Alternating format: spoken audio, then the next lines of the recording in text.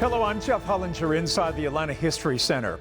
It was a small family insurance company based in Columbus, Georgia, looking for a way to distinguish themselves in a business that is often considered a bit boring, safe, and, well, forgettable. At its helm was Daniel Amos. Wanting to gain more brand recognition, he decided to buck tradition and do something unheard of at the time, use humor to grow his business. It was a gamble that would pay off big, using a little white duck to put the American Family Life Insurance Company, better known as Aflac, in the public conscience. Does Columbus give you a different kind of definition, do you think, as a company? I hope people see us with a little more Southern charm and opportunity to be closer to people, and that maybe they're a name, not a number, and that those things make a difference. So we certainly try to enhance that image as we move forward. I saw a quote from you that said, "I don't want on my tombstone the epitaph that says he was a great businessman," that you have wanted to be more than that. Why is that important to you? Well, I think it was the way I was raised. I was raised by a Christian family that's very interested in doing more to give back, and those things make a difference to me. And I think corporations that are good can do both. For all of Dan Amos and his extraordinary Aflac business acumen, the center point will always be the duck. What's that? Aflac. A worldwide behemoth of corporate identity, changing the company culture and the former state business of insurance. A commercial idea led by the Pensacola-born and Georgia alum Amos. When I first showed it to people, they said, now, and here's the way it goes. Think about this. Okay, we made this commercial. Now, you've never seen an Aflac. We made this commercial, and there's a duck in it, and it's going to quack Aflac. There's this blank look across people's faces. Says, you're going to do what? The gamble on the duck became one of the great stories in American business history. Within a week, we had gotten so many people that wanted to buy a duck. We were inundated with calls of how can we get one of those ducks? After you made the decision on the duck to save family, are you out of your mind? I mean, this is not where you want to take your company. Well, actually, I did. But let me tell you this way, and this is the way it actually happened, is when they came back, we hired an agency. Actually, my wife was in charge of advertising, and she got a female advertising agency, Kaplan Thaler, and they developed the idea of the Aflac duck. And they bet I wouldn't do it because not only were you creating humor, but you were actually making fun of your name. And so I decided that what I would do is I'd test it. And if it worked, then we'd run with it. But if we didn't, we'd pull it immediately. One national business writer wrote, Amos's unconventional and risky bet to test out an arguably annoying ad campaign involving a quacking duck not only made Aflac an international household name, but also changed the advertising game for insurers. If you'll pardon the pun, the duck still has legs. There you go. There you go. And it shows no sign of overexposure or people tiring of it. No, they don't. And we're very careful to protect it. You know, we learned from Coke. They're very particular in their brand and what they do. And although it's totally different areas, the concept of what they do, like, for example, when we introduced the Aflac duck, everybody wanted to go, everybody, meaning our salespeople or our people, wanted to buy a duck outfit and wear it. No, can't wear, not allowed to wear any kind of outfits with ducks, nothing. All we have is that white Peking duck and nothing else. And we have all these rules and regulations that we started 25 years ago, and they have played out because when people see a white duck today, they'll quack Aflac. The ultimate gamble that paid off big. I bet my entire career on a damn duck. Dan Amos's tenure at the Columbus-based company began in 1973 as a salesman, rising to become chief executive officer in 1990 and chairman in 2001.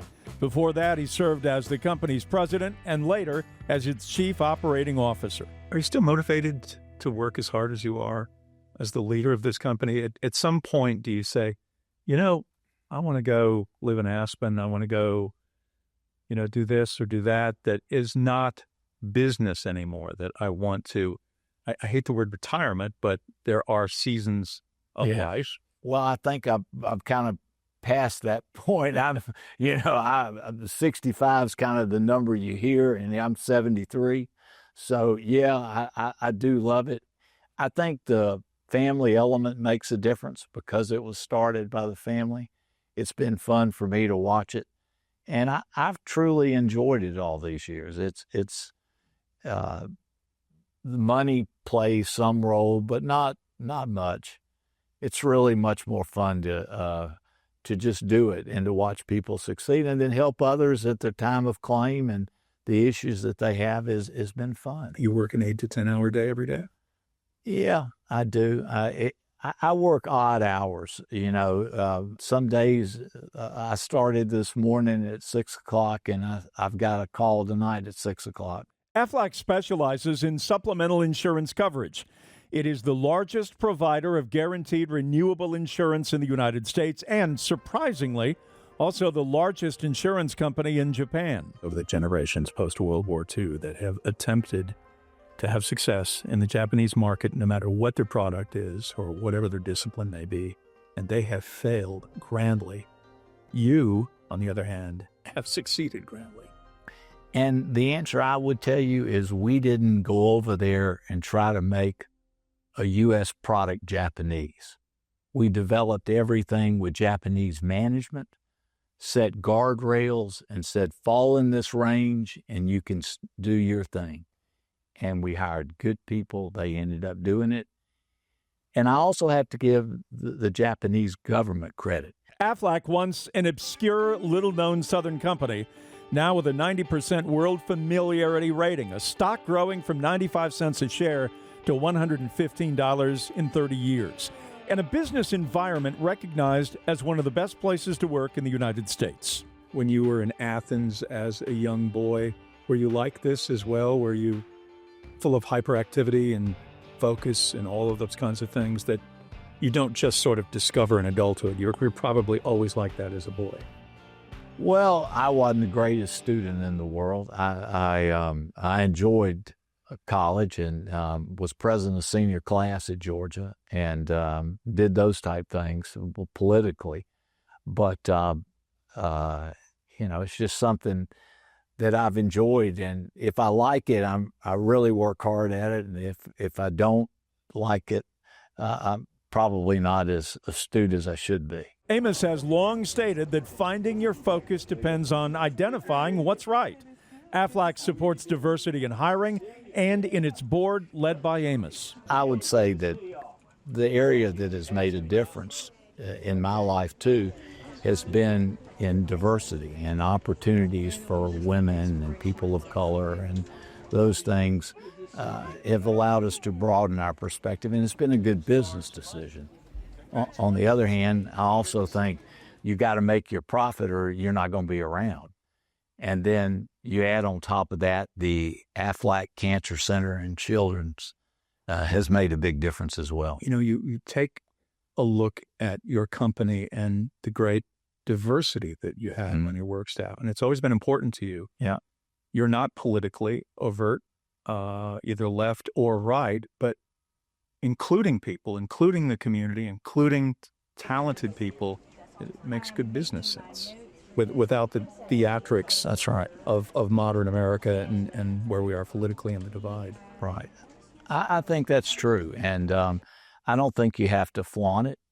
We were doing it when it wasn't popular, and it's been the right culture that we've had for all these years, and we're going to continue to do. We just want good people. Amos has been a model for public leadership, linking an extraordinary business to philanthropy and community stewardship, making Aflac a rare bird in the world of corporate engagement.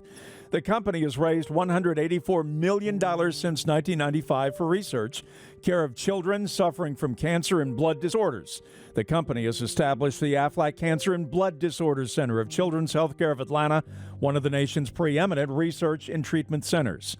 Now 73, with his second home in Nantucket, where he spends time with his wife, Dan Amos acknowledges that there will be a time to step away from the business, but not right now. Are you optimistic about America? Are you optimistic about where we're going, not only in terms of getting along, but the business climate as well? I am optimistic. I think a lot of things could be better. I've thought that every decade, so it's not that it's tied to any one particular period of time. But I think it is exciting.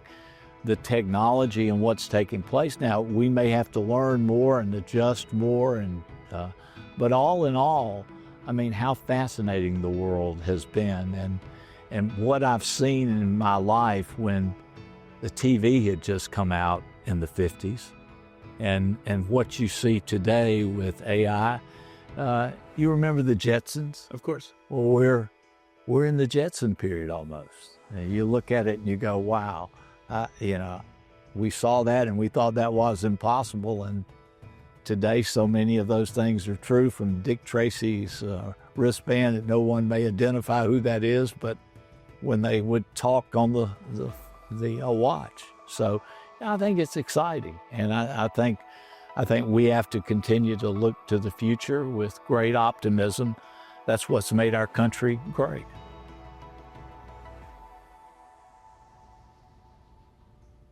In 2023, Amos was made a Georgia trustee by the Georgia Historical Society for his community service and accomplishments, reflecting the goals and ideals of the organization.